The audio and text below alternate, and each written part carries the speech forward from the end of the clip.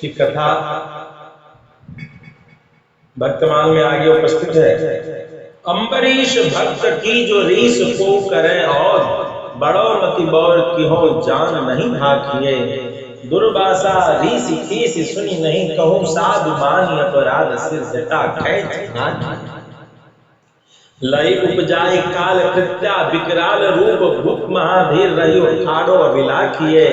चक्र दुख मान लय कृषाण तेज राग करी परि वीर ब्राह्मण को भागवत साखी। श्री अम्बरीश जी की चर्चा कहते हैं कि उनकी समानता और कोई क्या कर सकता है, क्योंकि उनकी भक्ति अकथनीय है। दुर्वासा ऋषि ने भी किसी की सीख नहीं मानी और परिणाम में उनके ऊपर अपनी कृत्या को उपस्थित कर दिया। कहते हैं प्रसंग ऐसा है कि एक बार एकादशी के व्रत समापन के अगले दिन द्वादशी के दिन महाराज जी वहां पहुंच गए और द्वादशी 2 दंड ही थी। महाराज दुर्वासा जब वहां पहुंचे तो अम्बरीश ने कहा कि आप जाइए, पवित्र होइए, तब तक जो है मैं आपकी प्रतीक्षा करता हूं, इसके बाद आपको प्रसाद खिलाऊंगा। आ गया, लेकिन द्वादशी तिथि 2 ही दंड बाकी थी। परिणाम स्वरूप ऐसा हुआ कि द्वादशी गुजर जाएगी तो त्रयोदशी में पारणा नहीं होगा। तो ऐसे दृश्य में, ऐसे दर्शन में उन्होंने ब्राह्मणों से चर्चा की। ब्राह्मणों ने कहा कोई बात नहीं, जल पान कर लीजिए, जल पान करने से व्रत का पारण भी हो जाएगा और अन्न नहीं होगा, इसलिए आपको ब्राह्मण भोजन संत भोजन कराए बिना भोजन करने का अपराध भी नहीं लगेगा। तो इसलिए उन्होंने जलपान कर लिया। दुर्वासा मुनि जब पहुंचे तो उन्होंने देख लिया कि अरे अरे अरे अरे इसने तो मेरे आने से पहले जल पी लिया। तो क्रोधित होकर के उन्होंने अपनी जटा को भूमि में पटक दिया और दुर्वासा रीस खीस सुनी नहीं कहूँ साधु मानी अपराध सिर जटा खींची नाकी। सिर की जटा खींच करके कृत्या उत्पन्न कर दे कि जाओ इसका नाश। लय उपजाई काल कृत्या विकराल रूप भूप महादेव रहे ठाड़ो अभिलाखी। जब कृत्या उपस्थित हुई और कृत्या को उन्होंने कहा कि जाओ इसको भस्म कर दो, तो अम्बरीश जो हाथ जोड़े हुए भगवत कृपा से दुर्वासा जी से अम्बरीश जी क्षमा मांग रहे थे। कृत्या तो चली आई भस्म करने के लिए, लेकिन सुदर्शन चक्रराज को जो भगवान ने नियुक्त कर रखा था अम्बरीश की सुरक्षा के लिए, वो चल पड़े। अब जब वो चल पड़े, चक्र दुख मान ले कृषाण दे जराग करी परि वीर ब्राह्मण को भागवत साखी। अब तो दुर्वासा जी भागते थे और पीछे से सुदर्शन चक्रराज चल पड़े। भाजो दिशा दिशा सब लोग पाल पास गए, नहीं तेज चक्र चूर्ण किए डारे हैं। ब्रह्मा शिव कही यह कही तुम टेब पूरी दासम को भेद नहीं जानो वेद तारे। 10 दिशाओं में भागते हुए सभी लोग पाल के पास भागते चले गए, लेकिन हर जगह सुदर्शन चक्रराज उनका पीछा करते ही चले जा रहे हैं। भागते भागते ब्रह्मा जी के पास, शंकर जी के पास चले गए। जब उनके पास जाकर के भी क्षमा याचना करने लगे तो वे सब भी उनको नहीं बचा पाए। अंतिम में नारद जी ने उनसे कहा कि अरे इधर उधर कहाँ भागते हो, तुम्हें नहीं पता वेद धारे हैं, भगवान ने स्वयं जो है भक्तों को धारण कर रखा है, भगवान स्वयं उनसे बहुत प्रीति करते हैं। जाओ भगवान से क्षमा याचना करना। तो पहुंचे बैकुंठ जाए कहियो दुख कुलाए, हाय हाय खरो कर जाए। दुर्वासा जी वहां पहुंच गए और भगवान से कहे हे प्रभु मुझे बचाइए, मेरा शरीर जल रहा है, चक्रराज के तेज से मेरी रक्षा कौन करे। आप तो शरणागत पाल हैं, शरणागत वत्सल भगवाना, मैं शरण में आया हुआ हूँ, मेरी रक्षा कीजिए। आप आर्तनाशक हैं और मैं आर्त हूँ, मैं दुखी हूँ, मेरी रक्षा कीजिए। प्रभु ब्रह्मण्य देव मैं जाना, आप ब्रह्मण्य देव है, ब्राह्मणों के भक्त हैं और मैं ब्राह्मण हूँ। इन 3 कारणों से आप मेरी रक्षा कीजिए। मैं शरणागत हूँ, मैं आर्त पीड़ित भी हूँ और मैं ब्राह्मण भी हूँ। इस तीन कारणों की याद दिला करके कहा कि हे रघुनंदन, हे वैकुंठनाथ, भगवान मुझ पर कृपा कीजिए। अब जो है जब ऐसी बात कही तो भगवान कह बैठे, क्या भगवान क्या करेंगे, कृपा करेंगे? भगवान ने कहा, मैं तो अधीन तीन गुण को न मान, मेरे भक्त वात्सल्य गुण सब ही कोटारे। अरे प्यारे, मैं क्या करूं? मेरे जो भक्तों के प्रति जो वचन कटिबद्धता है, उस वचनबद्धता के कारण, उस दृढ़ संकल्प के कारण ये जो तीन गुण आपने कहे, ये तीनों गुण गौण हो जाते हैं। ये तीनों गुण गौण हो जाते हैं। इसी हाँ, गौण मतलब छोटे पड़ गए, गौण हो जाते हैं, छोटे पड़ जाते हैं। मोह को अति प्यारे साधु उनकी अगाध मति, करो अपराध तुम सही कैसे जाते हैं। धाम धन वाम सुत प्राण तनु त्याग कर, ढर मेरी और निशि भोर मुसीबत है। मोह को अति प्यारे साधु, मुझे साधु बड़े प्यारे, उनकी अगाध मति, उनकी मति बड़ी अगाध है, उनके मस्तिष्क के, उनके मन की सीमा पाना बहुत कठिन है। करो अपराध तुमने अपराध किया, सहियो कैसे जाते हैं। तुमने मेरे भगत के प्रति अपराध किया तो कैसे सहा जाता चक्रराज से। धाम धन धाम, धाम घर धन शरीर, वाम सुत प्राण तनु तन, वाम पत्नी सुत पुत्र प्राण तनु शरीर सब त्याग करें, डरे मेरी और निसी घोर मोसो बात है। सब छोड़ करके उन्हें मेरी ही चिंता लगी रहती है। न तो उनको अपनी पत्नी का उतना ख्याल रहता है, न उनको अपने संसार के किसी कर कुटुंब का, वे हमेशा मेरी ही चिंतन में लगे रहते हैं। दुर्वासा जी, मेरे उन संत बिनु और कछु सच को जाओ, आई ठौर जाते मिटे उत्पात है। मेरे उन संत बिनु और कछु सच कहो जाओ, आई ठौर जाते मीठे उत्पात है। बड़े दयाल सदा दीन प्रतिपाल करे, न्यूनता न धरे कहूँ भक्ति गात गात है। और मुझे भी, मैं सच कहता हूँ, मुझे भी संतों के सिवा, भक्तों के सिवा दूसरा कोई प्रिय नहीं लगता। जाओ आई ठौर, जाओ वहीं जाओ जहां से भाग रहे हो, जाते मीठे उत्पात है, वहीं जाने से तुम्हारा उत्पात मिटेगा। बड़े ही दयाल, वे बड़े दयालु हैं, सदा दीन प्रतिपाल करें, हमेशा दीनों के प्रति उनमें कृपा रहती है। न्यूनता न धरे कहो भक्ति गाते गाते है। वो किसी की छोटीपन को, किसी के दोष को ज्यादा देर दिमाग में नहीं रखते। उनके भक्ति गाते गाते शरीर के हर एक अंग में भक्ति भरी पड़ी है। ध्यान दीजिएगा, भगवान का भी एक ऐसा ही चरित्र हुआ था। जयंत के द्वारा जब जयंत कौवे के रूप में उसने जानकी जी को चोट पहुंचा दी, तो भगवान ने कुशाग्र लेकर के फेंक दिया। वहां भी सब जगह दौड़ते चले आए तो कहीं क्षमा नहीं मिली। क्षमा कहाँ मिली? रघुनंदन के सामने मिली, है ना। ठीक इसी प्रकार से कहते हैं कि यहाँ भी दुर्वासा चरित्र में भी क्षमा कहीं नहीं मिल रही, रास्ता कहीं नहीं मिल रहा। रास्ता अम्बरीश जी के पास ही मिल रहा है। वह करी निराश ऋषि आयो ने व्यापार चलो गर्भ सो उदास पग गए दिन बाक्यो है। राजा लाज मानी मृदु कही सम्मान करो ढज चक्र और कर जोरे अभिलाष है। बड़े निराश हो गए। वहां से चलते चलते उनका सारा अहंकार नष्ट हो गया। अब भगे भगे कहाँ चले आए?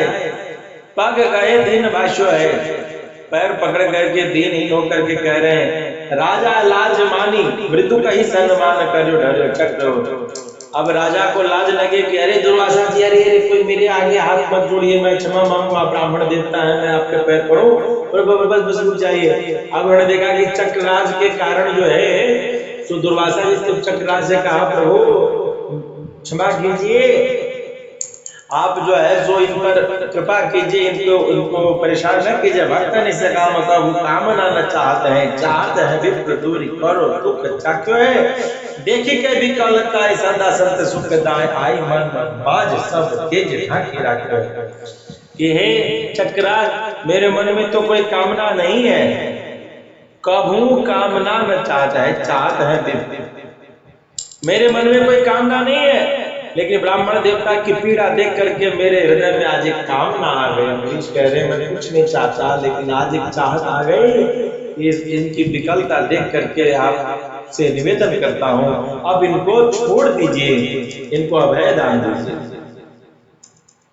इस प्रकार से महाराज अम्बरीश के द्वारा प्रार्थना करने पर चक्रराज शांत हुए और दुर्वासा जी। साथ में इनकी एक और ही सुंदर से पत्नी की कथा है।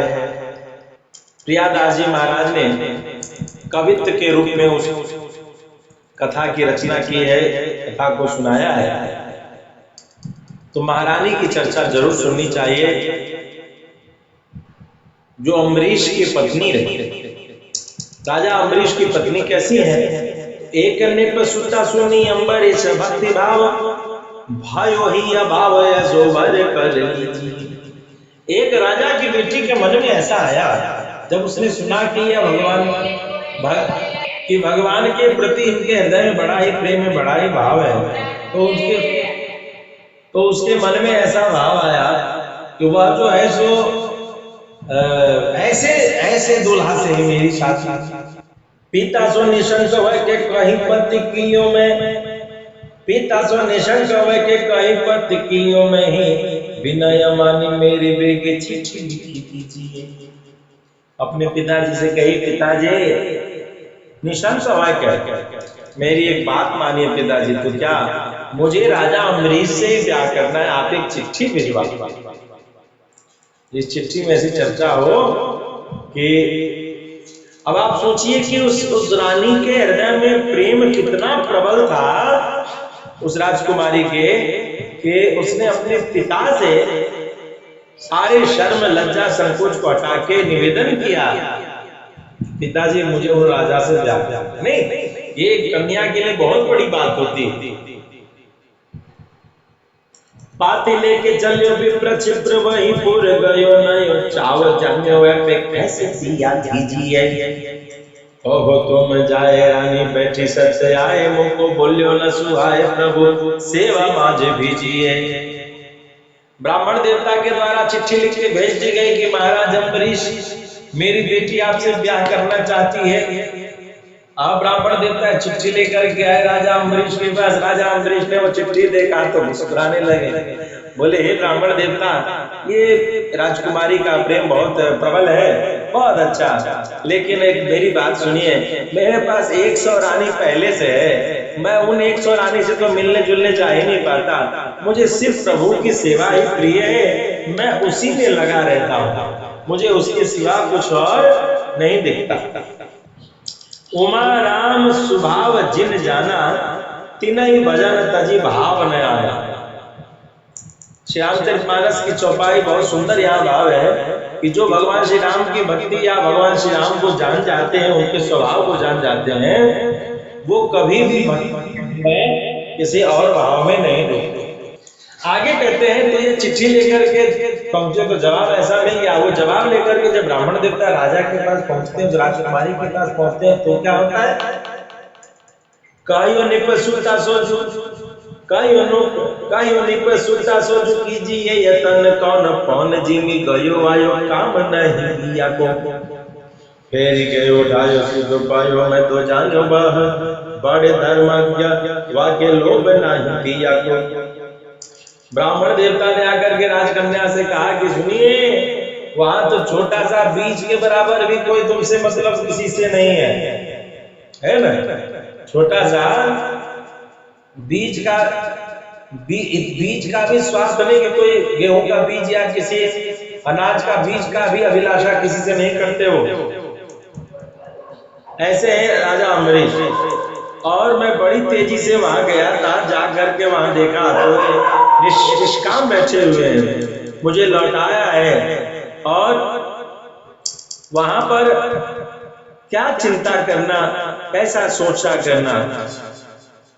तो यहाँ जब ये सुना कि उन्हें निष्कामता भरी पड़ी है, तो राजकुमारी ने जवाब दिया है, मैं तो जानो वह बड़े धर्म वाके लोग नहीं दिया।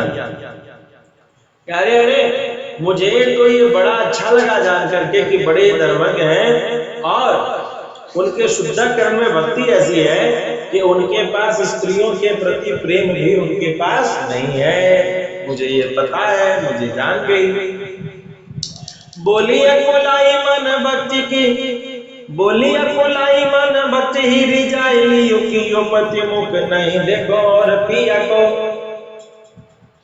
जाय के निशंकया बद तुम मेरी को चेरी जो न करो तो पहले वो पाप जिया को। ब्राह्मण देवता में धन्य हो गए जो आपने कहा कि वे धर्मज्ञ है, उन्हें स्त्रियों से प्रेम नहीं, मैं तो धन्य हो गई। इसीलिए तो मैं उनसे ब्याह करना चाहती हूँ। उनसे व्याकुल होकर के कहती है कि उनसे कहिएगा उनकी भक्ति पर ही तो मैं रिझी हूँ, मुख नहीं देखो और पिया को। उनकी ऐसा उनकी भक्ति की चर्चा सुन करके ही मैं ऐसी रिझी हूँ कि उनका चेहरा भी नहीं देखी और उनको अपना पति माने बैठे। आप जाओ उनसे एक बात कह देना, या तो वो मुझसे विवाह करें, मुझे अपनी सेवा में ले लें, और नहीं तो ले वे पाप जिया को, तो उन्हें पाप लग जाएगा कि उनके प्रेम में मैं मर गई। ठीक है कि मैं मर जाऊंगी तो उनको ये पाप लेना पड़ेगा, नहीं तो मुझे अपनी सेवा में रख ले। अब ये बात लेकर के जब ब्राह्मण देवता दोबारा लौट के आए राजा अम्बरीश के साथ, कहीं विप्र जाए सुनी चाहे बाहर आए, गयो दयो खट गया सो फेरी फेरी लीजिए। भाइयों जो विवाह उत्साह कहो मत नहीं आई, पर अम्बरीश देख छोड़ दीजिए। ब्राह्मण ने फिर जाकर के राजा अम्बरीश से जाकर के कन्या की बात कही, तो बड़े अचरज में पड़ गए अम्बरीश। अरे वाह, ऐसा प्रेम करती है, ठीक है। तो उन्होंने तलवार अपना दे दिया, कहा कि ले जाइए और इस तलवार से कह दीजिएगा कि राजकुमारी ब्याह कर लिया। और ब्राह्मण देवता वो तलवार लेकर के गए और तलवार से ही सिंदूर दान हो गया। तलवार क्या है? शस्त्र को राजाओं के शरीर का अंग माना जाता है और शास्त्र को ब्राह्मणों के शरीर का अंग माना जाता है। तो शस्त्र से ही विवाह हो गया, तलवार गया और तलवार से सिंदूर दान आदि की व्यवस्था हो गई। अब दोनों जो है राजा रानी को देख करके लोग बड़े प्रसन्न हुए। इधर जब यहाँ पहुंचे, भाइयों जो विवाह उत्साह कहो मत नाई आई, पर अम्बरीश देख छोड़ दीजिए। राजा रानी को देखने के लिए सब लोग आए, ब्याह हुआ है, राजा रानी का नई रानी आई है, बड़ी खुशी की बात है। कयो नव मंदिर में जारी के बसे रो देवो से भोग भी वो नाना सुख कीजिए। पूरब जन्म को मेरो भक्ति कंद होती, पूरब जन्म को मेरे भक्त कुंद होती, याद सन बंद पायो यह मान दीजिए। अब राजा अम्बरीश ने कहा कि नया वाला मकान में सारी विधि व्यवस्था महल बना दिया है, आप यहीं रहिए। भाई नई राजकुमारी आई, उनको नया मकान मिल गया और उसमें सारी व्यवस्था है। और उनसे एक बात कहा कि ऐसा लगता है कि किसी जन्म में आपका और मेरा भक्ति का रिश्ता है, इसीलिए इस जन्म में हमारा संबंध हो गया। जो अब आप यहाँ पड़े रहिए और आनंद लीजिए। इस प्रकार से आगे क्या घटना घटती है? महाराज ने तो अलग उनको घर दे दिया, इसमें रहो मौज करो, और लोग भी है, सबको सुख सुविधा की व्यवस्था है, वो अपनी व्यवस्था करें, आपकी व्यवस्था भी होगी, आप भी अपनी व्यवस्था में रहो। और महाराज अम्बरीश क्या करेंगे? महाराज अम्बरीश व्यवस्था कर दिए जो पति का काम है, और बाकी अपना जीवन देखेंगे, मतलब भगवान का भजन करेंगे। पति का एक नाम है भरतार, जो भरण पोषण करे। यह मूल कर्तव्य है पति का, भरण पोषण न करे तो फिर पति पर सवाल। पति का कर्तव्य है स्त्री का भरण पोषण करना, और वह कर रहे। वहां से चले राजा अम्बरीश भजन करने। रजनी के शेष पति भवन में प्रवेश कियो, लियो प्रेम साथ डिग मंदिर के आइए, बाहरी टहल पात्र चौका करेगी जी रही गई कौन जाए जमे होत न लखाइए। रात्रि बची थी, जिसको प्रेम रहता है उसको भूख नहीं लगती है, भूख न बासर नींद न आती। प्रेम का पहचान है कि प्रेम के वेग में भूख खत्म हो जाती है और नींद खत्म हो जाती है। यदि आदमी की नींद और भूख दोनों सवार हो तो समझ लेना चाहिए कि अभी प्रेम जो है, इच्छा एक अलग चीज है और हृदय में प्रेम समर्पण प्रेम का भाव नहीं आया। अन्यथा प्रेमी के निमित्त कर्तव्य की उपस्थिति होने पर, प्रेमी के निमित्त प्रेमी के लिए, अब जिससे हम प्रेम करते हैं उसके लिए यदि कोई सेवा हो, उस सेवा के आगे नींद और भूख खत्म हो जाए। यदि प्रेमी के द्वारा कही हुई इच्छित बात, इच्छित कर्तव्य बाकी हो और भूख और नींद सता रही हो, इसका मतलब है कि वहां प्रेम नहीं, ऐसा लक्षण से पता चलता। हाँ, तो कहते क्या है कि रजनी के शेष पति भवन में प्रवेश कियो। प्रेम बहुत कुछ कराता है, चोरी भी कराता है, और प्राय प्रेमी चोरी होती है, लेकिन चोरी किस लिए करते हैं? अपने प्रेमी को सुख देने। तो ये रानी क्या कि चोरी करके नुक छिप करके राजा के महल में प्रवेश करती, रात्रि में इसको सवेरे जो पूजा पाठ करेंगे उससे पहले जाकर के बाहरी टहल पात्र चौका पारखा धोनी भगवान का चौका पूछा कर दे, दही कौन जाए जामे होत न लगाई। कि हमारे पति पूजा में बैठेंगे इससे पहले चौका पूछा सब कर करके वो धर्म। स्त्री को धर्म पत्नी इसीलिए कहा गया है कि वो धर्म में सहायिका।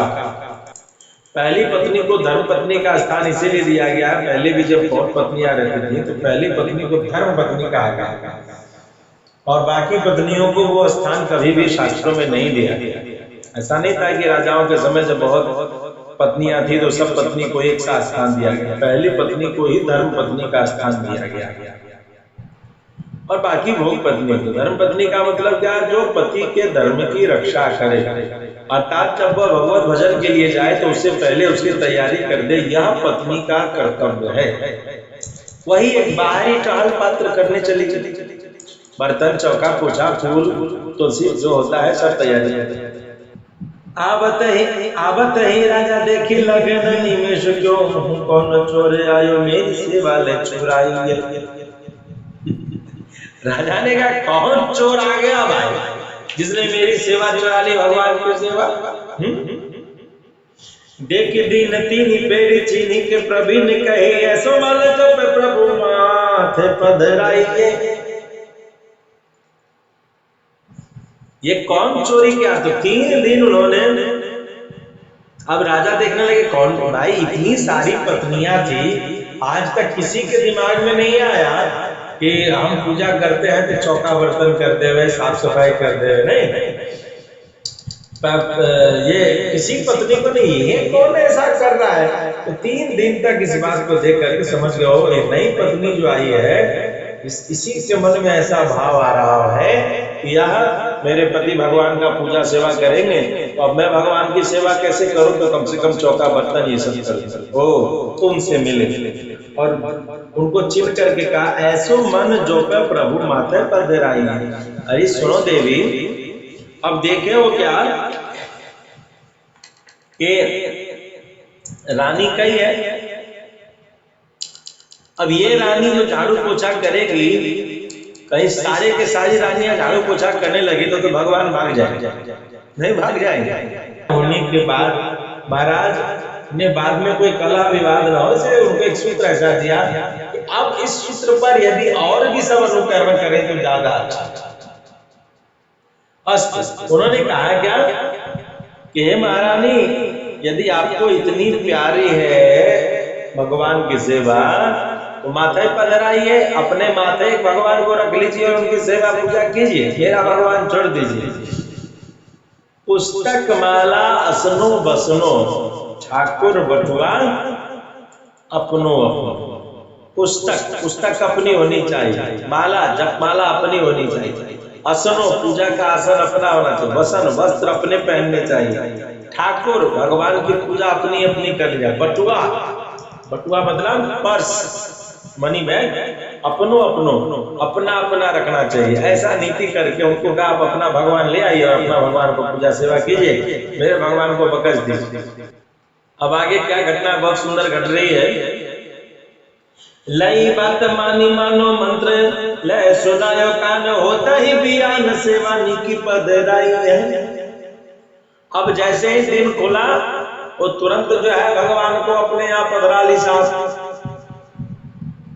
यानी पति में गुरु भी देखना चाहिए, पति में गुरु का भाव रख करके ऐसा लगा कि पति ने आज सवेरे सवेरे मुझसे आज्ञा दी है, तो सवेरे आदमी बड़े खुले हृदय से हृदय की बात कहता है।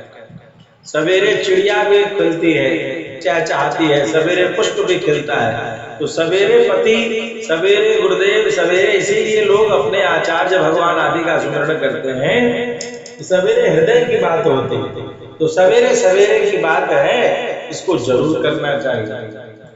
लेकिन वर्तमान समय में कलयुग का ऐसा प्रभाव है कि सवेरे आलस ऐसे घेरती है कि लोग कहते हैं सवेरे सवेरे कुछ मत कहिए, अभी हमें आराम करना है नहीं। तो ये जड़ता जाड़ विषम और लागा, इसके लिए रामचरितमानस में लिख दिया जाड़ की जड़ता, आलस जो है वो मूर्खता का प्रतीक। या हृदय में ऐसा लगा है कि जब हृदय में दर्द होता है तो शरीर का एक अंग भी काम में नहीं आता।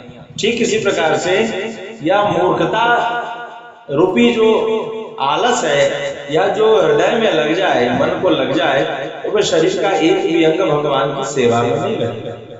वहीं पर प्रीति हमेशा नूतनता देती है, और यही प्रीति यदि जड़ता की जगह, आलस की जगह यदि भगवत प्रेम उपस्थित हो जाए, गुरु प्रेम या पति प्रेम यहाँ जो भाव है, तो पति में गुरु का मान रख ले कि सवेरे सवेरे पतिदेव मेरे भगवान का भजन करते हैं, निश्चय हृदय से भजन करते हैं, तो इनकी बात को मैं मान लूं, मानने में क्या दिक्कत है, कि बुरा तुम्हें कह रहे हैं। और तुरंत जो है सो वो लेकर के चल भगवान को ले आके कर। यहाँ विचारणीय है कि रानियां कई चीज, ऐसा नहीं कि महाराज ने उन सबको नहीं कहा होगा, लेकिन अन्य रानियों ने जो सामान्य कुतर्क की श्रृंखला है कि नहीं करेंगे तो क्या होगा, कुछ बिगड़ थोड़े जा रहा है, हम रानी से राजा भिखारी थोड़े हो जाएंगे, यानी भगवत सेवा नहीं करेंगे तो क्या होगा, ये सोचा, इसलिए नहीं कर दी थी। और इस रानी ने सोचा कि पति की आज्ञा से यदि कर लेंगे तो क्या हो जाएगा, नहीं करेंगे तो क्या होगा, सोचती हुए अन्य रानी आ रहा है। और इसने सोच लिया जी पति की आज्ञा, पति की विचार को, भाई कोई गलत तो नहीं कह रहे, कोई बुरी बात तो नहीं कह रहे, किसी कर ही लेंगे तो क्या होगा, कर लिया तुरंत भगवान। तो क्या है, शुभस्य शीघ्रम, जब मांगलिक आज्ञा हो, शुभ आज्ञा हो, उसको शीघ्र से शीघ्र करने की कोशिश करनी चाहिए। तो तुरंत जो है वो बात ले आए। करत सिंगार फिरी आपको ही निहारी रहे लहे नहीं पार, दृग झारी से लगा।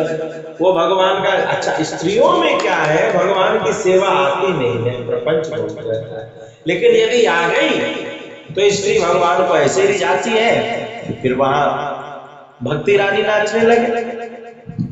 यह अद्भुत सा विषमता है, एक तरफ स्त्री के हृदय में सांसारिक प्रपंच बहुत है, लेकिन यदि वही स्त्री भक्ति की श्रृंखला में चल जाए, यदि वो भगवान से प्रीति तनिक मात्र भी कर बैठे, स्त्री में जो सेवा वृत्ति है उसका तो वृत्ति ही धर्म की सेवा कहता है।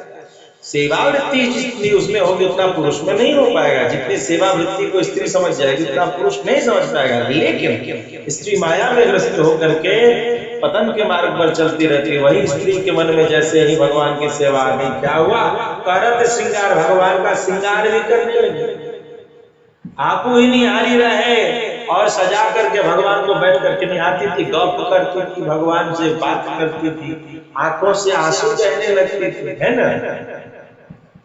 मई बढ़वाए राग भोग सो अपार भाव, भक्ति विस्तार रीति पूरी सब छाई। अब देखिए साहब, स्त्रियां जितना भोग राग जानेंगी, जितना श्रृंगार जानेंगी, क्या क्या ना। अब तो भगवान के नए नए पोशाक बनने लगे, रोज नए नए भोग बनने लगे। आज ये है, आज वो बनेगा, आज ये है, आज वो बनेगा, आज ये है, आज वो बनेगा। भगवान के भोग राग बढ़ने लगे, उत्सव नित्य होने लगा है। आज नक्षत्र है तो आज एकादशी है, तो आज द्वादशी है, तो आज पूर्णिमा है, तो आज ये तिथि है, तो आज ये तिथि है। खूब उत्सव होने लगा। भक्ति विस्तार रहती पूरी सब छाए, सब जगह इसकी चर्चा जाने लगी कि भाई ये जो नई वाली रानी है साहब, क्या कहना है। तो रोज भगवान का उत्सव बधैया चल रहा। रिपहु सुनत अब लागी चुप देखी बेकी,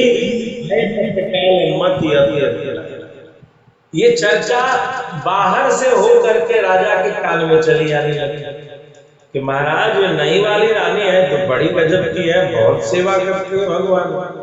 धीरे धीरे उनकी प्रीति की बातों को सुन करके महाराज को बड़ी प्रसन्नता। संसार में दो लोग हारते हैं तो प्रसन्न होते हैं। एक गुरु जब शिष्य से हारे और जब पिता पुत्र से हारे, तो ये दो बड़े प्रसन्न होते हैं। इन दोनों के हार में ही जीत सीखी। तो यहाँ पति तो है ही, लेकिन गुरु रूप में आदेश दिया था, निर्देश दिया था, और शिष्य रूप में पत्नी ने स्वीकार किया था। इसीलिए आज ये बड़ी प्रसन्न हुए। तो सोचा क्या, जाकर के देखे तो उसे मती अकुलाई। अब जो है, जो अकुलापन, जो व्याकुल उस राजकुमारी को शादी से पहले महाराज से मिलने की थी, वही अकुलापन अब महाराज के हृदय में आ गई कि जाकर के देखे तो सही ये भगवान का भजन कैसे करती है। पहुंच गए। आगे कहते हैं, हरे हरे पाँव धरे कौरी मन करे, हरे बरे कब देखो भागवरी को, गए चली मंदिर लो सुंदरी न सुधी अंग रंग बीजी रही लाई रहे झरी। हरे हरे पाँव धरे, धीरे धीरे पैर धरते हुए, आवाज पौरी रानी मन करे। और जो चौकीदारी कर रहे थे पहरेदारी, उनको कहा रानी को नहीं कहना, हीरो मैं जा रहा हूँ भीतर। क्योंकि हर जगह, हर महल में रानियों के लिए, सुरक्षा के लिए दास दासी रहते थे, सुरक्षा के। तो उनको इशारा है, अचानक में राजा जा रहे हैं, कभी किसी के आदमी किसी रानी के पास क्या के पास चले जाए। तो पहरेदार तो खुश हुए कि भाई रानी से मिलने जा रहे हो। तो चंचलता आई, इन्होंने कहा नहीं किसी को नहीं सुन लो, कब देखो भाग्यवरी को। और मन में ऐसा कि कब देखो उस भाग्यशालिनी को जो भगवान के भजन में चली गई। गए चाली मंदिर लो सुंदरी न सुधिया, मंदिर में जाकर के देखते हैं तो शुद्ध उस देवी को, सुंदरी को अपने शरीर की सुधबुद्धि ने रंग भीजी रही लाई रहे झरी को, और उसकी आंखों से अश्रुधारा बह रही है। और वो श्री कृष्ण गोविंद हरे मुरारे, हे नाथ नारायण वासुदेव। खूब भजन भाव कर रही है, खूब आनंद कर रही है। साहब कहना है क्या, और आंखों से अश्रुधारा बह रही है, अश्रुधारा बह रही है। बीन ले बजावे गवे लालन रिजावे, त्यों त्यों अति मन भावे कहे धन्य यह घरी को। द्वार पे रयो न जाए गए डिगे लल जाए, भाई उठी ठाडी देखे राजा गुरु हरि को। वो देखी क्या कि वह रानी जो है बीना लेकर के भगवत नाम संकीर्तन कर रही है। साहब क्या क्या लालन रिझावे, लालन रघुनंदन को, बाल स्वरूप भगवान को रिझा रही है, बाल गोपाल भगवान को रिझा रही है। त्यों त्यों अति मन भावे काय धन्य या घरी को। अम्बरीश जी कहा धन्य हो गया मैं, आज मेरी पत्नी इस भाव से भजन कर रही है। उस भजन के भाव में धन्य धन्य होने लगे। द्वार पर आयो न जाए। अब उनसे क्या हो रहा है कि वो छिप के देख रहे थे, घर के मंदिर कक्ष से बाहर से देख रहे थे, उनसे रहा नहीं जाए। अंतिम में वो भीतर प्रवेश कर ही गए। अब ये डर रहे थे कि मैं जाऊं तो इसके भजन में विघ्न हो जाते हैं, चुपचाप बात, लेकिन इनसे रुका नहीं गया। अब ये भीतर भजन में प्रवेश कर गए। जैसे ही भीतर भजन में प्रवेश किए तो इनको गुरु जान करके, इनको बड़ा जान करके, द्वार पे रहियो न जाए गए ढीक लल जाए, भाई उठी ठाड़ी देखी राजा गुरु हरि को। अपने गुरु को, अपने ऐसे बड़ों को आते हुए देख करके सम्मान में खड़े हो जाना चाहिए। यह भाव अनुशासन है। इस अनुशासन को देख करके तुरंत जो है तो महारानी खड़ी हो गई कि मेरे पति आए हैं। अब तो ऐसा है कि पति बाप और गुरु आए हैं, अपना रोज का उनका आना जाना काम है, सम्मान में खड़े होने की क्या जरूरत है, कहीं बैठे। जबकि विधि ये है कि सम्मान में थोड़ा सा एक इशारा भी करना चाहिए, आइए बैठिए। थोड़ा बहुत संस्कृत जगत के लोग इसका सम्मान करते हैं, नहीं तो बात तो कुछ नहीं। अब तो बैठ के मदिरा का पान एक साथ कर रहे हैं बाप बेटा, तो फिर क्या बेटा बाप की प्रतिष्ठा करेगा। आगे बढ़ते हैं। तो वैसे ही बजाओ बीन। राजा क्या कह रहे हैं? राजा के सामने वो खड़ी होने लगी, बीना ऐसे रखने लगी। बीना तो ऐसे बैठते ना, लेकर के बीना छोड़ करके वो खड़ी होने लगी। वैसे ही बजाओ बीन ताननी नबीन लगे जीन जोर कान पर जाति मति खोई है। जैसे रंग बीजी रही गई जोर जादे मुबे पे मन नैन चैन कैसे करी कोई है। क्या बात? वैसे ही बजाओ भी, वैसे ही बजाओ भी, बजाओ भी, वैसे ही बजाओ भी न ताननी नवीन लगे जीन जोर कान पर जाते मत खोइए।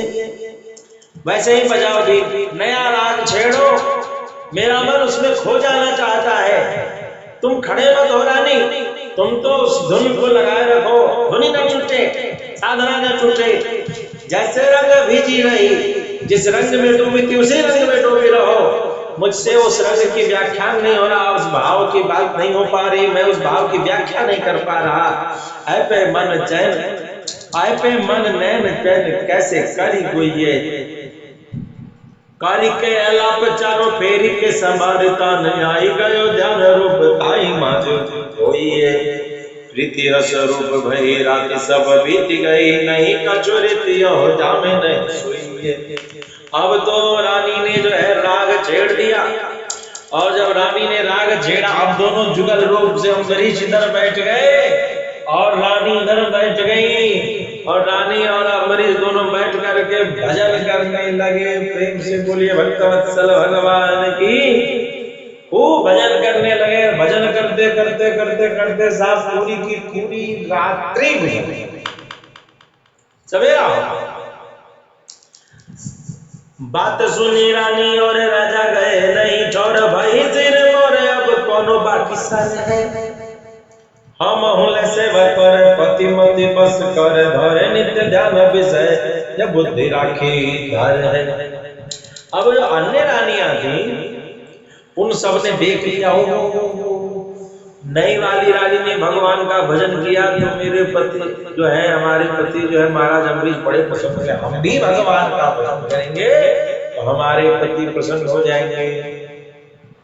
अद्भुत लीला। भगवान की प्रसन्नता के लिए कोई पति को मानता है, लेकिन अम्बरीश की महारानी जो है, इनके प्रभाव ऐसा चला कि पति की प्रसन्नता के लिए भगवान का पूजन आराधना प्रारंभ उलट गई ना, हो गई ना। तो बात एक तरफ धर्म बचा रहे इसलिए पति की सेवा करना है ना, कि जो धर्म मर्यादा है पति की बात में, एक तरफ इच्छा से भगवान का भजन करता है। अद्भुत है भक्तों की लीला। तो भी नित्य ध्यान करने लगी, विषय बुद्धि राखी धरे। सुन के मन भयति अम्बरीश से लागे चोप फेंक गए। भक्त बड़े गए बड़े दिन चावो, बड़े दिन चावो, ऐसो ही प्रभाव कोई पलट स्वभाव होते आनंद को भरे है। सुन के प्रसन्न भयति अम्बरीश से लागे चोप फैल गई, भक्ति घर घर है। बड़े दिन चावे ऐसो ही प्रभाव कोई पलट स्वभाव होते आनंद को भरे। कहता सुनी के प्रसन्न भय अति अम्बरीश इस लागी चोप। यह प्रसन्न करके सुन करके महाराज अम्बरीश बड़े ही प्रसन्न हो गए कि सबको ईस लागी चोप। चोप कहते हैं ना, जैसे आम में चोपा लगा देना, मतलब थोड़ा चख लेना। सबको भक्ति का चोपा, सबको भक्ति का स्वाद लग गया, और धीरे धीरे सारी नगरी में भक्ति फैल गई। बढ़े दिन चाव, नित्य प्रति ही बढ़ता चला गया। पलट सुबह होते आनंद को भरे है, और क्या कहना, उस आनंद की सब जगह उसका प्रचार प्रसार होते रह गया। इस प्रकार से महाराज अम्बरीश की नगरी में सब जगह भक्ति की प्रचार हो गई महारानी के कारण। प्रेम से भक्तवत्सल भगवान की जय।